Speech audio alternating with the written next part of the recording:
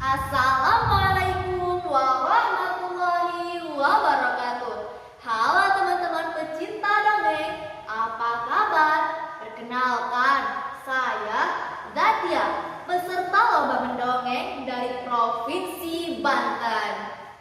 Teman-teman, saya mempunyai sebuah pantun untuk kalian. Dengarkan ya. Mawar tumbuh di atas batu, dekat dengan bunga kecubung. Maukah teman mendengar ceritaku? Cerita tentang legenda Batu Kuhung. Mau kan? Begini kisahnya. Air panas Batu Kuhung konon kabarnya dapat menyembuhkan berbagai penyakit. Itulah sebabnya banyak orang yang datang untuk berobat. Teman-teman, ingin tahu tidak mengapa orang-orang meyakini bahwa air panas Batu Kuhung memiliki khasiat? Beginilah asal mulanya. Pada zaman dahulu, yaitu pada masa pemerintahan Sultan Hajib sekitar tahun 1683 sampai 1687, di daerah Padarincang, Kabupaten Serang, tinggallah seorang saudagar yang sangat kaya. Kekayaan saudagar itu semakin melimpah ruah ketika dia diangkat menjadi kepala desa. Sayangnya teman-teman, ternyata saudagar ini memperoleh harta kekayaannya dengan cara-cara yang tidak baik. Dia memeras warganya sendiri dengan cara memberi pinjaman yang bunganya sangat tinggi. Bila warga tidak mampu membayar, maka hartanya akan dirampas. Masyarakat sangat menderita karena ulahnya. Dia menjadi kepala desa yang memimpin dengan cara semena-mena. Dia bersenang-senang di atas penderitaan mereka. Dia juga dikenal sebagai orang yang sangat kikir. Sifat buruk saudagar yang angkuh dan kikir ini akhirnya terdengar sampai ke telinga seseorang yang sakti mandraguna. Orang sakti ini ingin membantu masyarakat agar terbebas dari penderitaan. Orang sakti ini pun menyamar menjadi lelaki tua cacat yang berjalan dengan terseok-seok karena kakinya yang pincang.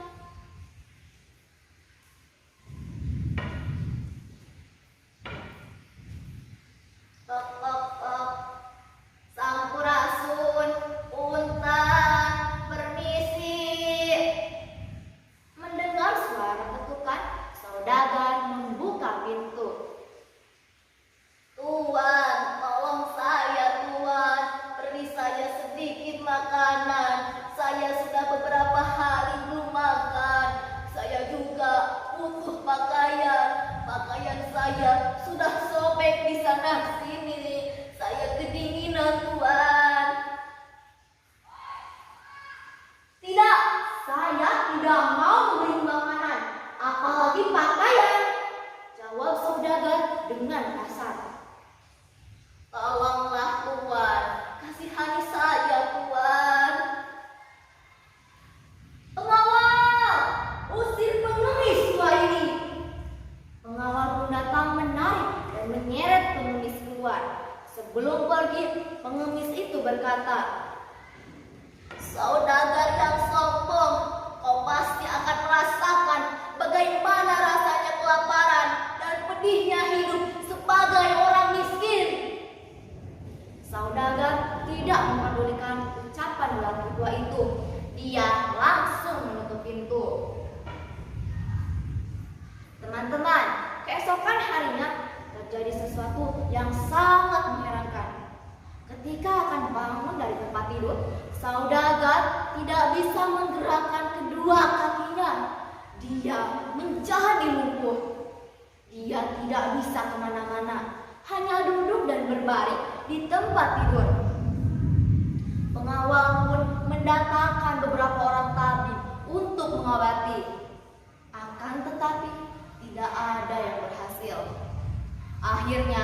saudagar pun meminta bantuan pengawalnya untuk mengadakan sayembara yang diadakan untuk menyembuhkan kaki saudagar.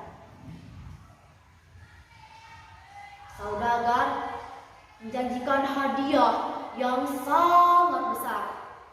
Dia akan menyerahkan setengah harta kekayaannya pada siapa saja yang bisa menyembuhkan kakinya yang lumpuh. Setelah pengawal mengumumkan sayembara, berdatanganlah tabib-tabib yang memiliki ilmu pengobatan yang mumpuni ke rumah saudagar. Mereka sangat berharap bisa memenangkan hadiah yang menggiurkan itu. Pengemis tua pun ikut pula sebagai peserta sayembara. Satu persatu dari mereka dipanggil untuk melakukan pengobatan. Akan tetapi tidak ada seorang pun yang berhasil. Saudagar sudah putus asa, tapi pengawal terus memberinya harapan. Masih ada seorang lagi, Tuan. Sudahlah, dia pasti gagal. Jangan putus asa, Tuan. Coba saja dulu. Siapa tahu justru dia yang bisa mengobati Tuan.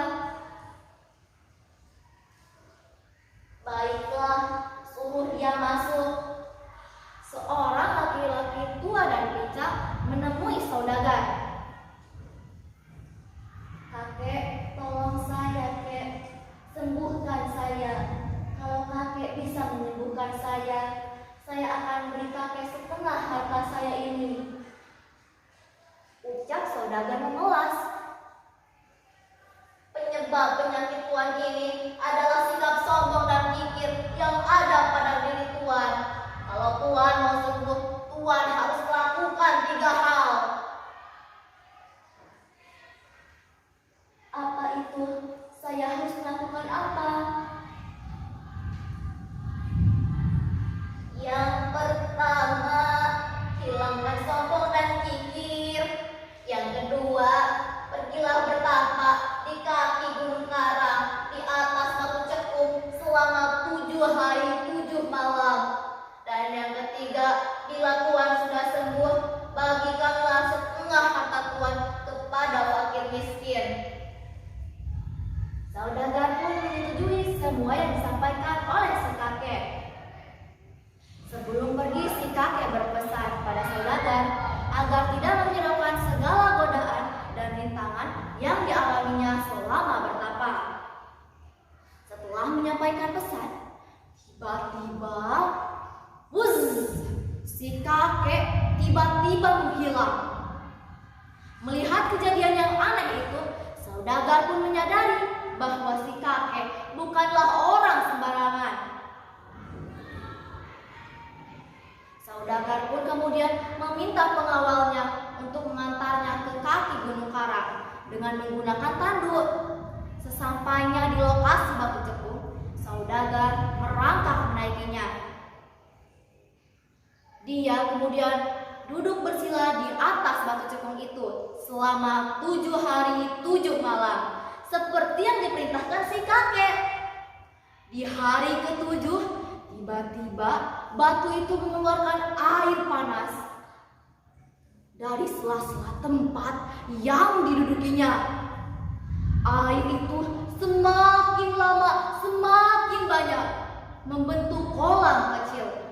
Melihat air yang jernih dan hangat itu, saudagar tergoda untuk mandi. Dia mengakhiri pertapaannya, lalu membersihkan diri di kolam kecil itu.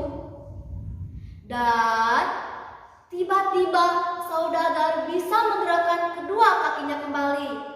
Dia tentu sangat terkejut, bercampur senang karena bisa sembuh. Saudagar dan para pengawalnya pun kembali ke desa. Saudagar menepati janjinya. Dia membagi-bagikan setengah hartanya kepada orang miskin. Dan tentunya menghilangkan sikap sombong dan kikirnya. Demikianlah kisah legenda Batu Kuwung. Dari cerita ini kita dapat mengambil pelajaran bahwa kita tidak boleh sombong dengan harta yang kita miliki. Tanam cabai bersama tomat. Pohon ditanam, tumbuhnya subur. Allah memberi banyak nikmat. Nistalah orang yang tak pandai bersyukur. Sampai sini dulu teman-teman. Wassalam.